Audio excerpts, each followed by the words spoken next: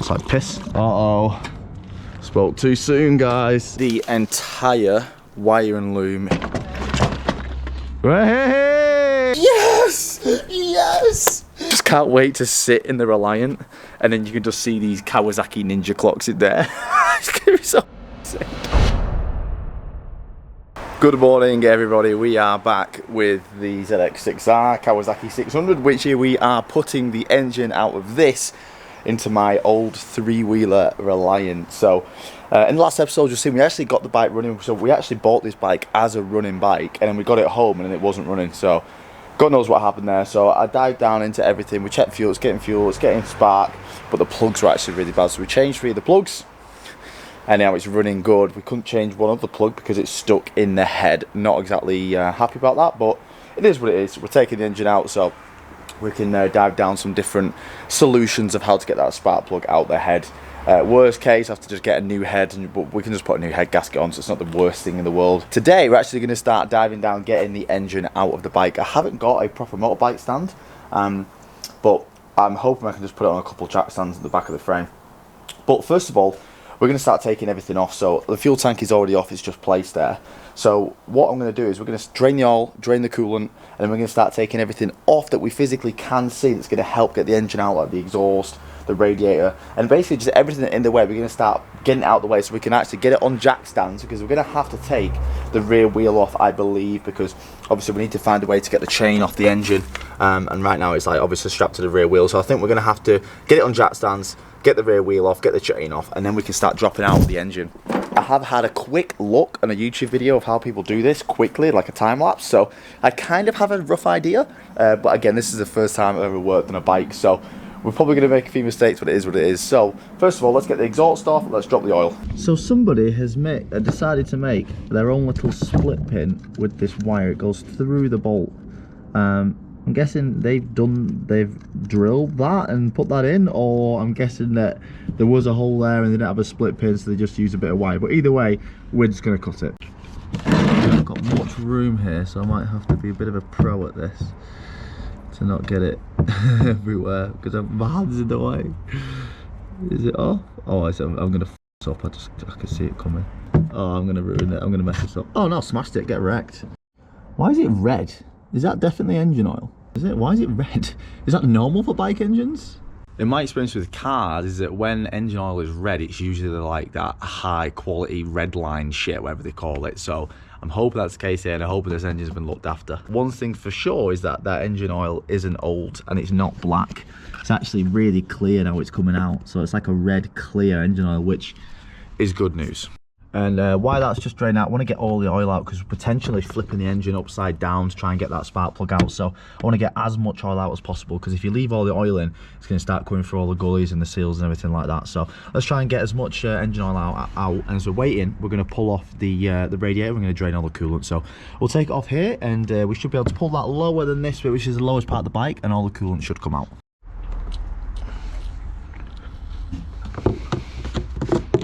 Which way this is going to come out, but let's give it a go. Cool, looking clean as well, which is good news. It's like piss. Okay, so if you're looking at the job as a whole, you might get a little bit overwhelmed, so just look at it a little bit. So I'm going to look at the front of the engine. What do we need? What's in the way to get the engine out at the front? And right now it's the radiator, the oil cooler, and the exhaust. So let's start taking them off. Let's just find where they're bolted in. Any sensors, just unplug them. So we've got a couple of bolts here holding it onto the bracket, and the oil cooler actually bolts to the fan. So if we get the fan off on these 10 mils here, all that should come out, and then we need to take off the lines from the bottom of the engine. Actually, we'll take them off now because we can actually allow them to drain while they're waiting there. So I'm guessing they're 213 or 14 mils. Yep, it's 214 mils here, and that's just disconnecting the oil cooler lines. Yep, see a lot more oil coming out there as well. 10 mil here, 10 mil here, and that looks like it holds the oil cooler on. And everything's coming off rather nicely so far. Another one of these bloody... What is it with these things? Is this a thing in the bike world? Right, so there's literally just 2 10 mil bolts at the top here, holding the rest of the radiator and the fan in. So I'm going to take this off. And then there's literally just the electrical connector and this vacuum return line holding it on. I'm actually going to mark every single wire. Potentially I might not use them, but at least if I just mark the wire, I know exactly, you know, what goes there. Got the fan, the radiator and the expansion tank all in one there. This is so much nicer than working on a car, you don't even believe it. Like, I'm absolutely obsessed with this bike and I've not even rode it. Like, I need to get my bike license ASAP rocketing. So all these can go. We don't need to stock any of these things. These can be sold. Right, now next thing on the front of the engine is the exhaust. So we're going to take the exhaust off. Luckily this looks like an aftermarket exhaust, and it looks like a bloody nice exhaust as well, to be fair. So, and obviously all these nuts seem like they're going to come off. Look at this, mate. Honestly, this is a new life, guys. I ain't coming back to cars. I'm now a bike channel. Uh-oh. Spoke too soon, guys. This one's gonna snap. This one's gonna snap. Right, so it's not snapping. It is gonna come out. It just de-studded it. But as I pulled all the other ones out, they've been de-studded anyway, so. But yeah, I'm guessing they've all de-studded it in the past. And then he's just used them as bolts, which is fine. That's what I would do. And then there's the exhaust off, mate. This is so good. I mean, if anybody just wants some parts off this, let me know. I'll be selling them. I think I'm probably going to keep the exhaust for now. A lot of people have said that I should, well, not a lot, but people in my female mates have said I should put it out the bonnet. So the exhaust might be the difficult thing, but I'm definitely going to keep the manifold. I have a bit of an issue with the manifold and stuff fitting, but luckily, oh no, it's fine, because the top of the engine, the exhaust doesn't even protrude it. So yeah, I'm keeping the manifold, definitely. But if anyone wants this back box or anything, let me know, because I don't need it. Okay, so that's everything off the front of the engine, kind of out the way. So what we're going to do now is we're going to go to the top. So we're going to fully take the fuel tank off and fully take off everything that's connecting the engine to the frame. Okay, so on the fuel tank there is a switch in, it says off, so I think there's like a flap in here which should stop the fuel going through. But just in case, I'm not going to take it off on this line, I'm going to take it off on this line, and I have a bolt here to put in. So I'm going to take that off, flip it upside down, and then hope this bolt fits. But this is at a bit of a weird angle now. God, this fuel filter has been a right stubborn little I hope I don't get a mouthful of fuel again like yesterday. I don't know if I've recovered from that yet. My stomach. Oh, there we go, perfect. Right. Oh no, it doesn't really work. Let's just put that bolt in. Now what I'm doing is I'm unplugging everything that attaches the engine to the frame, and I'm also unplugging all the wiring. As I'm unplugging it, I'm labeling it, you see. So we've got kickstands, so I'll be able to tell which ones I need and which ones I don't. Left hand coils, so I'll need those. Fuel pump, I'll need that. So I'm just working my way back on the wiring and just taking everything off. Like we've got the coil packs dangling there, so they can come out with the engine, obviously because they've got the coils over there to the engine. So everything we don't need to take off, I'm going to leave attached to the engine, but everything that attaches the engine to the frame needs to come. And if I'm unplugging anything, well, I'll be unplugging everything, all the wiring, just label everything. So now we're just going to get all the wiring out of the way. So just work your way back, unclip everything. If you don't need it, cut it and just mark it so you don't get confused. Like rear lights, I'm not going to need them. Well, I'm going to take this wiring and I'm probably just going to use the rear lights off this ECU and this battery. Take it. If you don't know what it is, take it. And if you need it, take it. There really isn't much to it at all. Like, I've literally got all the wiring off the back now. I'm just going to work our way forward and probably just take everything, and then, as I said, if it starts without it plugged in, then fuck it off. Right, so I've actually got the entire wire and loom here all labelled and good to go, really. So that is literally there's a whole wire and loom of the whole bike, well, bar the rear lights, which we've just cut off, but there, pretty much everything. So the throttle cables are in there too. We've got the throttle cable here. The clutch cable is on the bike, so I'm just going to leave it like that on the engine for now, so I can just come out with that. And then the choke, we need to just wiggle the choke through here and just get this final wiring out for the ignition. Get the choke out of there, ignition, and then we're ready to drop the engine then. Okay, all the wiring loom is off the bike. Everything that we need to start the bike in the other car is off. All we need now is just to get the engine out. So this is where bike knowledge would help. I have none of that. So we've got to get the chain off really. Otherwise, when we drop the engine, the chain's gonna come round. I think everything holding, I just need to have a proper look round now and see where the engine is being connected. So we've got a mount here, and we've got, I'm guessing, oh, I'm not quite sure. I did look, there should be a bolt in here holding the top of the engine, but I don't have one on either side, which is definitely a little bit worrying.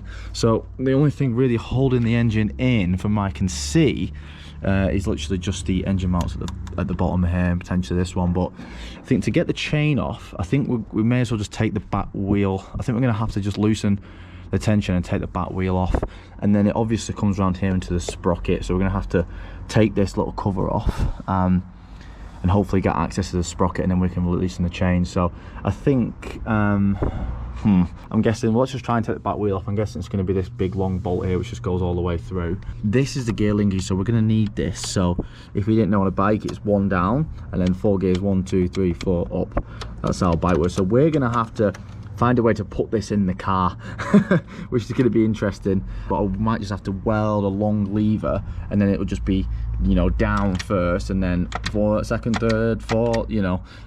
So we're going to have a sequential gearbox in the car as well, which is fucking awesome. So we're going to keep this all intact if we can find a way to get that off. Oh, it's this thing here, right? 1 2, yeah, okay, we'll keep that and keep that. But first of all, let's try and get the back wheel off. Okay, so as we pull this nut off, the frame is moving. Does this bolt just knock all the way through? Let's give it a little bit of a hit. Surely the bolt isn't that long, right? Oh, it is, fucking hell. It's a long ass bolt, Jesus Christ. Does the wheel just gonna drop now? Oh yeah, the wheel's dropping. Oh, that's pretty easy, isn't it? I don't know why, but for a car guy, that is absolutely crazy to see. What now? To push the bike forwards and then pull the chain off. Is that how we do it? All the bike people are going to be like, what are you doing? Does the brake just slap? What?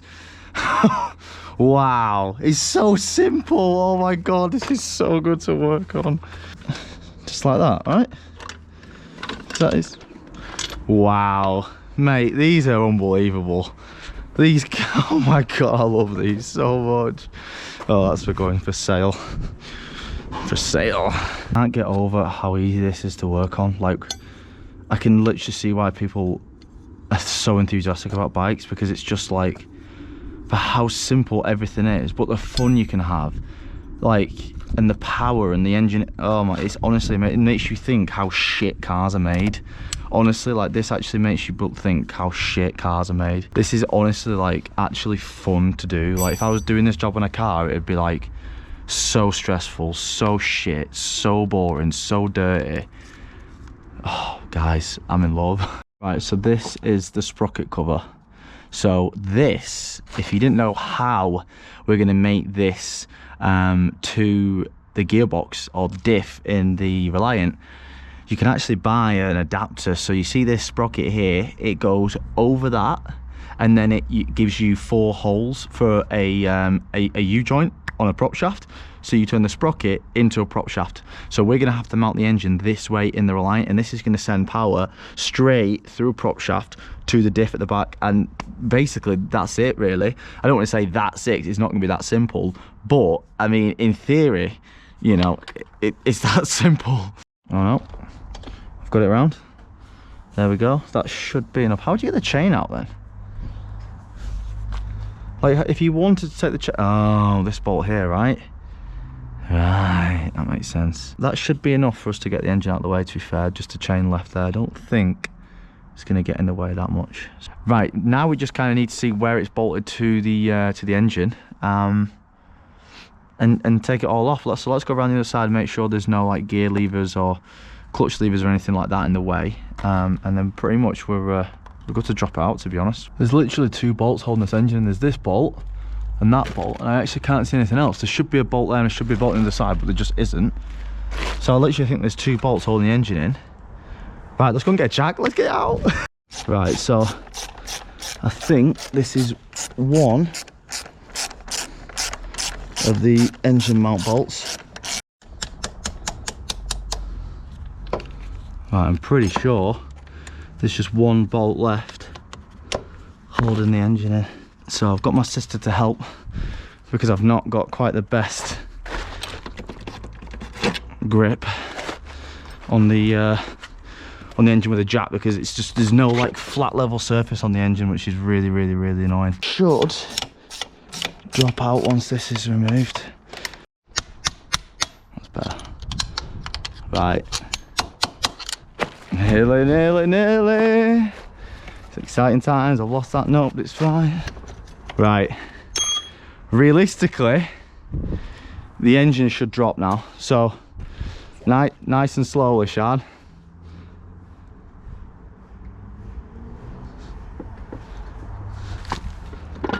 No, we're still in somewhere else. Oh no, it is moving. I think it just needs a bit of a... Yeah, no, there's nothing else.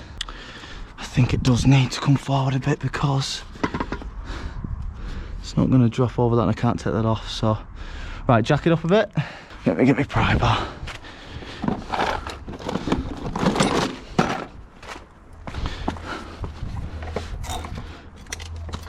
Yeah, it's going to come, right. It's coming. Right. Right, let it down. Hey! Woohoo! Sean's first engine removal. Well done, Sean. I should be able to lift it up, to be fair. It shouldn't be too heavy.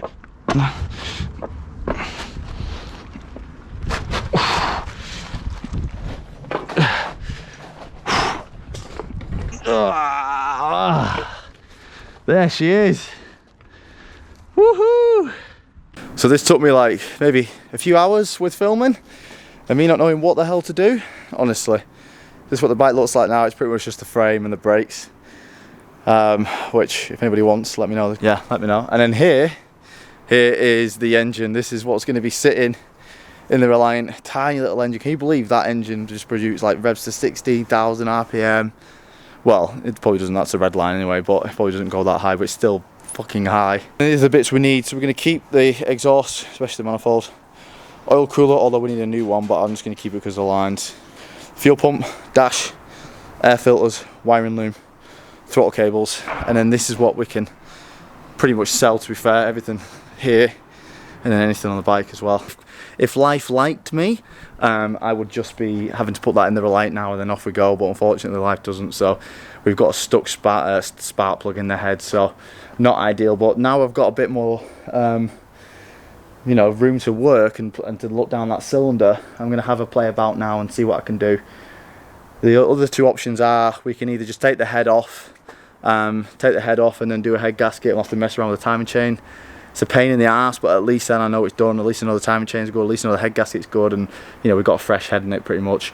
Or I'm gonna have to drill the spark plug out, and then you can actually use something called a back tap, which goes in the cylinder and taps outwards. It brings all the shit out, because if you just put a tap in there, all the swarf and shit and the metal shavings are going to go down into the cylinder. So I'm going to have a little bit of a play about, and guys, it's not stuck in the head. There's a tiny little metal washer on its side between the wall of the spark plug and the spark plug, so that means the socket's not actually going over the spark plug. I'll try and get it on camera for you, but I'm not sure if I can, but I'm trying to pick it out with a little wooden pick. Right, can you see it? There. Hang on, see it right on the, it's going to be hard to show you. You can see it, there. There's a little wooden, little metal washer. And that's what will be stopping me. That's what will be stopping me. Oh! Oh! That'll be stopping the socket going on it. I fucking got it. Fucking got it, look. You little fucker. Right, let's try and get it out. Come on, come on. Right, is there going to be a spark plug attached to the end?